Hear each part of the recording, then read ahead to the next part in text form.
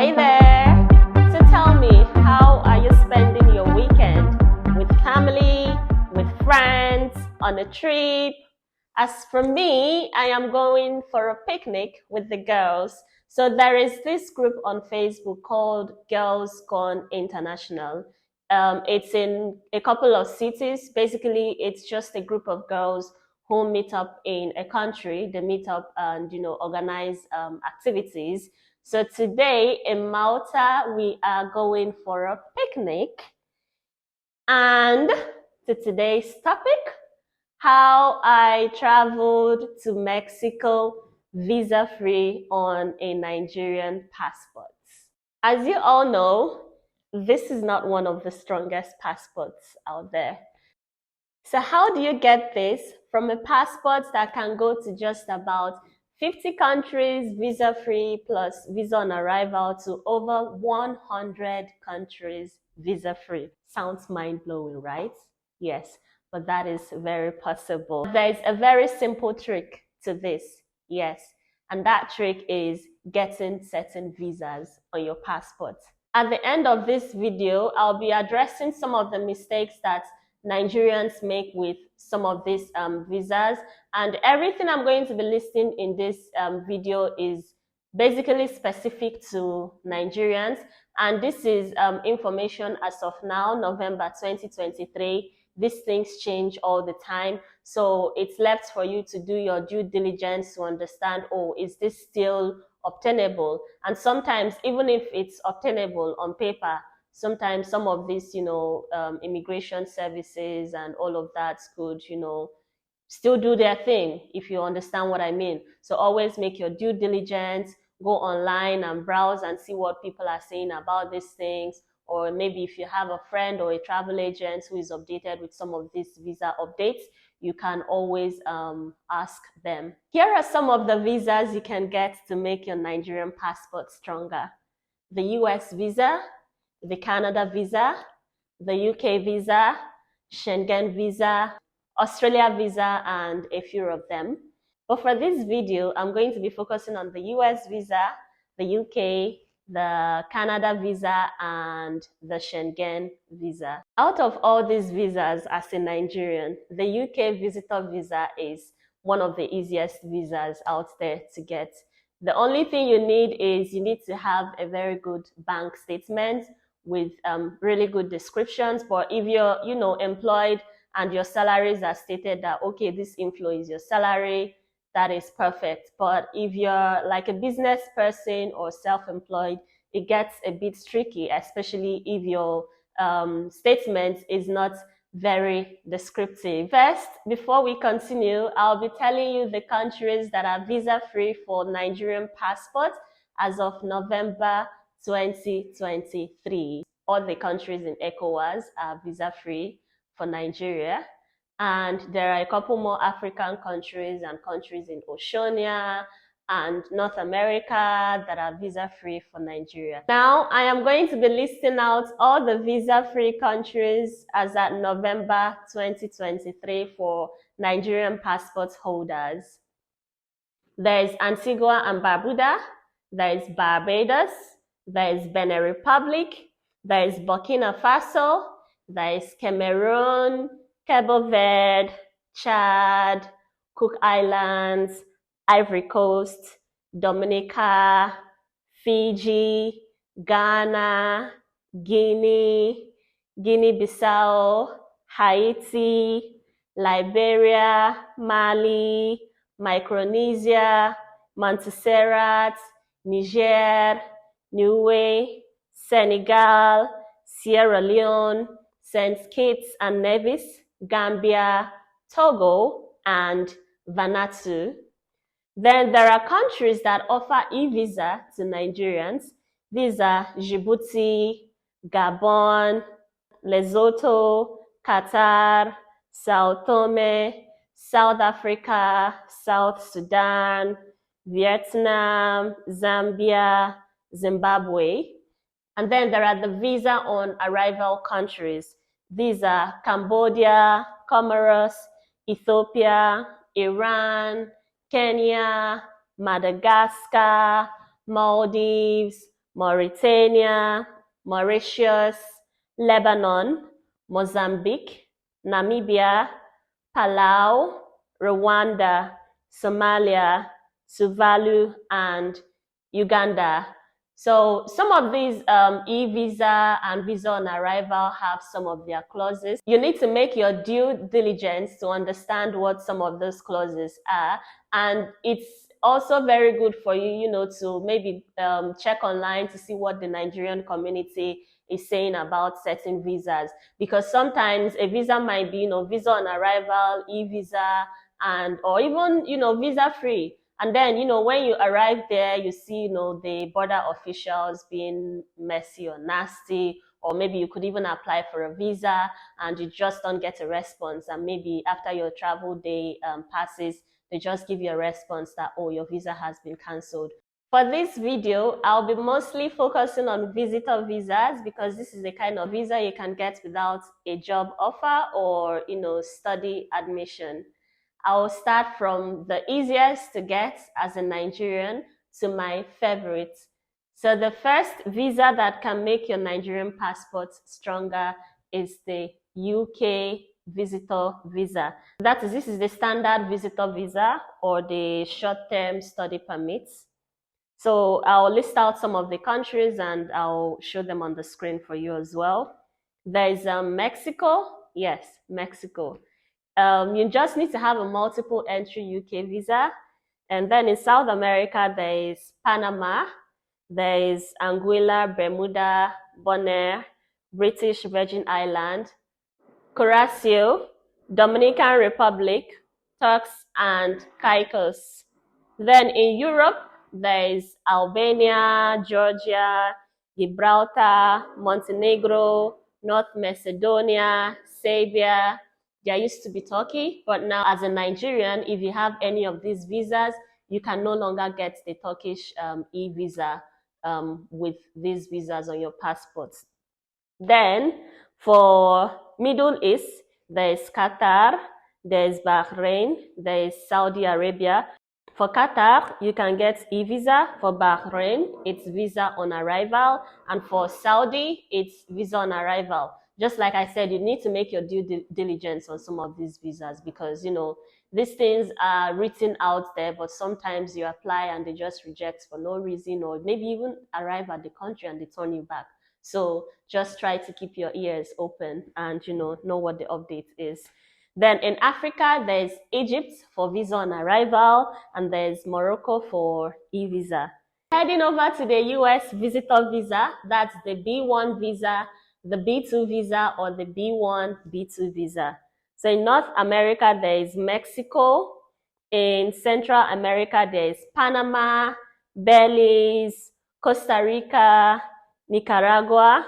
In the Caribbean, there is Anguilla, Bermuda, British Virgin Island, there is Cuba, Dominican Republic, Turks and Caicos. Then in Europe, there is Albania, there is Bosnia, Georgia, Gibraltar, Montenegro, North Macedonia, Serbia, and with this you can also get a UK transit visa. So you must be traveling from the US and you need to be passing through Heathrow for you to get the 24-hour transit visa with your US visa. Then in the Middle East, there is Qatar, there is Bahrain, there is Saudi. So for Qatar is e-visa, Bahrain on arrival, Saudi on arrival. Then, I told you I was going to focus only on visitor visa, but I added Japan to this list because even though you can't get Japan with a US visitor visa, you have to be a resident to get this. But I listed this here because it is a top destination for so many people. So if you have a US resident visa, that's a work or study visa, then you can apply for the Japan e-visa. There's in Africa, there's Egypt and there's Morocco. So heading over to the Canada visitor visa, there is in North America, again, there's Mexico. In Central America, there's Panama, Belize, Costa Rica, Nicaragua. In the Caribbean, there's Anguilla, Bermuda, British Virgin Island, Cuba, Dominican Republic, Turks and Caicos. Then in Europe, there is Georgia, Gibraltar, Montenegro, North Macedonia, Serbia, and you can also get the UK transit visa. And just like the US visa, you need to be traveling from Canada and you need to be passing through Heathrow. This is just a 24-hour transit visa. Then for Middle East, there is Qatar, there is Bahrain, there is Saudi Arabia. So Qatar, e-visa, Bahrain on arrival, Saudi Arabia on arrival. With your Canada residence and permit, that's your work or study visa, you can go to Japan. So this is an exception. You cannot go to Japan with your Canada visitor visa. It has to be a residence permit like your study or work. Then in Africa, there is Egypt, visa on arrival. There is Morocco, e-visa. Now to my favorite of all these visas, which is the Schengen visa. Yes, the Schengen is like the one stone to kill multiple birds. So with the Schengen visa, you already know, you can go to 27 countries visa free, like no border control, just fly away all over and come back. Just make sure that you are obeying the 3 months within a 90 rolling day period. So you need to understand how this works. So if, for example, if you will have a 1-year Schengen visa in a particular country, say like Malta, you can go to another Schengen country outside of Malta, to other Schengen countries up to 3 months within a 6-month period. So if you are trying to do like 6 months at once in a year, like you are breaking the visa rule. So it has to be 3 months within a 6-month rolling period. Okay, yeah, just I don't know, you can read up more on that to really understand it. So now I'm going to read out all the Schengen countries. There's Austria, Belgium, Croatia, Czech Republic, Denmark, Estonia, Finland, France, Germany, Greece, Hungary, Iceland, Italy, Latvia, Liechtenstein, Lithuania, Luxembourg, Malta, Netherlands, Norway, Poland, Portugal, Slovakia, Slovenia, Spain, Sweden, and Switzerland. Now, coming to the countries that are non-Schengen countries that you can travel with your Schengen visa. Yes, this is the fun part of this. In the North America, you have Mexico. In Central America, you have Panama, Belize, and Nicaragua. Then you have Costa Rica. I'm adding this to the list because just like the normal residents, it's a type D visa and you don't need to hold a job offer in Malta to get this visa. So there's Costa Rica, and with Costa Rica, you have to have a type D visa, which is different from a type C visa, which is a visitor visa. Then in the Caribbean, there is Aruba, Bonaire, Bermuda, British Virgin Island, Cuba, Dominican Republic, Curacao, Turks and Caicos, Saint Martin. Then in Europe, there is Albania, Andorra, Bosnia and Herzegovina, Bulgaria, Cyprus, Georgia, Kosovo, Monaco, Montenegro, North Macedonia, Serbia, Romania, San Marino. Then there is the Vatican City. Yes, the Vatican City is visa-free, but because you need to go through Italy, you actually need a Schengen visa, and this is just for 1 day. Then the Andorra is also another country that you don't need a visa, but because you can only get to Andorra from Spain or France, you need a Schengen visa to get there. Then for the Middle East, there is Qatar, there is Bahrain, there is Saudi. So as usual, Qatar is e-visa, Bahrain is on arrival, Saudi is on arrival. Then in Asia, there is Thailand. So for Thailand, there are certain Schengen visas that they accept. They don't accept all of them. Then in Africa, there is Egypt and there is Morocco. So all these things I have listed out to you are visitor permits. None of this is a work permit. None of this is a study permit. So if you're looking for a job, if you're looking for studies, you have to go through the right channel. Now, I'll be addressing some of the mistakes that Nigerians make with some of these types of visas. But then, yeah, this is something that you really need to understand. So there is like the visitor visa. This could usually be like the tourist visa or for conference or business. Then there's like the study visa. There's the work visa. So the study and work visa are usually like resident permits, unless it's a short study, then you will be given a visitor visa. So whenever you're applying for a visa, whenever you're looking for a visa, like try to differentiate the quote unquote japa visa, which is like what you are typically looking for is residence over a visitor visa. A visitor visa is something that just allows you to stay in a country temporarily.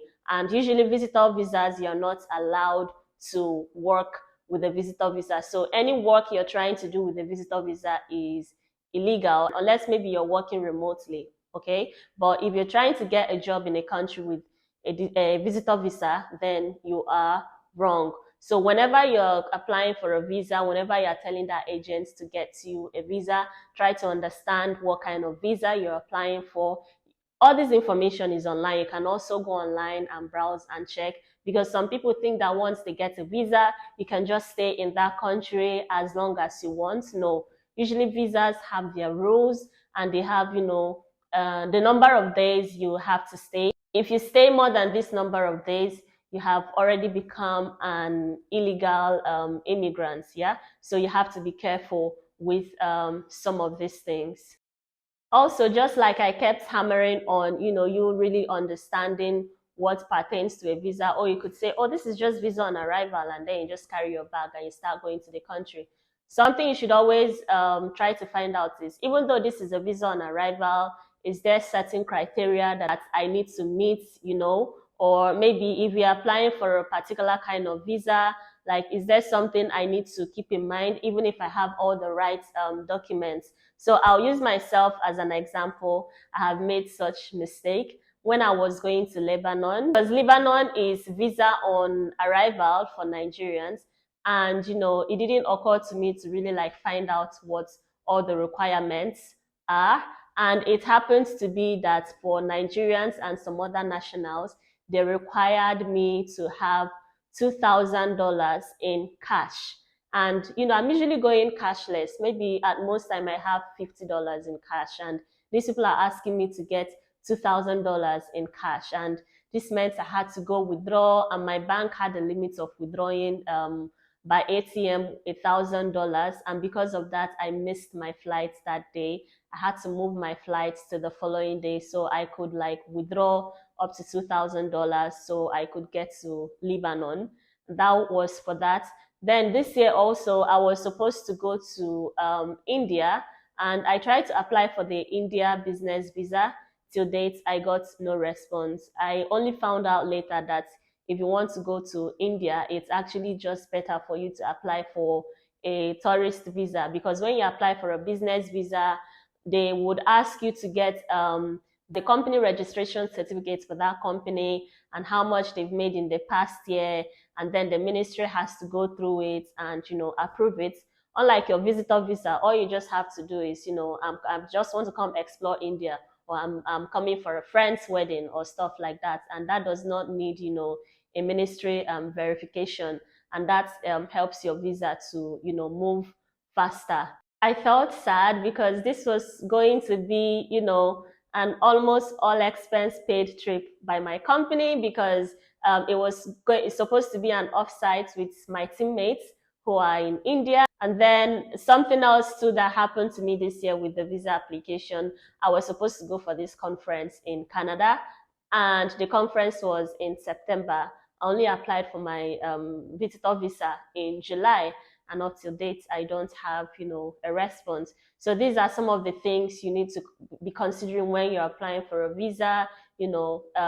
what are people saying about it based on antecedents. When should you apply? How should you apply?